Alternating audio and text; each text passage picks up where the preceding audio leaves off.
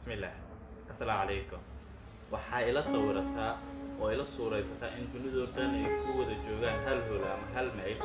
Adna aad taaganta maskaxaad soo bandhigayso hibo iyo karti awood iyo caqli Ilaahay ku siiyey. Dadkuna ay u wada sare kaceen ay u sacbinayaan si ay kuugu sheegaan adiga inaad tahay superstar, hero, haliyey, haldoor caqligiisa iyo kartidiisa ay dunidu u baahan tahay. Hadduu uu ka tago ama uu la dhinto hibadiisuna ay dunidu hoos dhan weyn doonto.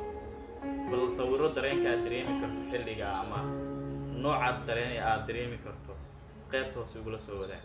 waan dareemayaa dareenka aad dareemayso waa mid isku faanis, isku kalsoonaan, isjacayl iyo qadarin ku dhisan oo aad aaminsan tahay naftaada. mar kastoo aad naftaada ku kalsoon tahay waa mar kastoo wax badan aad qaban karto, wax badan aad abuuri karto, wax badan aad isku dayi karto. laakiin waxaan kuu sheegayaa dadkaas kuu sare kacaya dhammaantood qof baa kaa hortaagan hadda ku leh dad ninkan waxa uu haaya ma laha, waxa uu samayn kara ma laha. qofkaa qof kale ma aha. ha fiirin hareerahaaga oo maskaxdaada meel qaldan ha aadinin, ha ku fekerin qof kale inuu cadowgaaga yahay, balse isiyo adaa isku dheggan oo ishaysta weli oo isleh nothing aan samayn kartaa. wax macquul gal oo aad karta ma laha.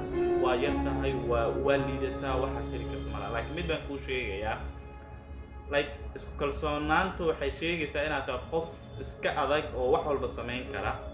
guushana waxay ka bilaabataa ficladeeda oo la isku geeyey, isu gaaminta waa bilowga guusha. just do it. maanta isku day inaad wax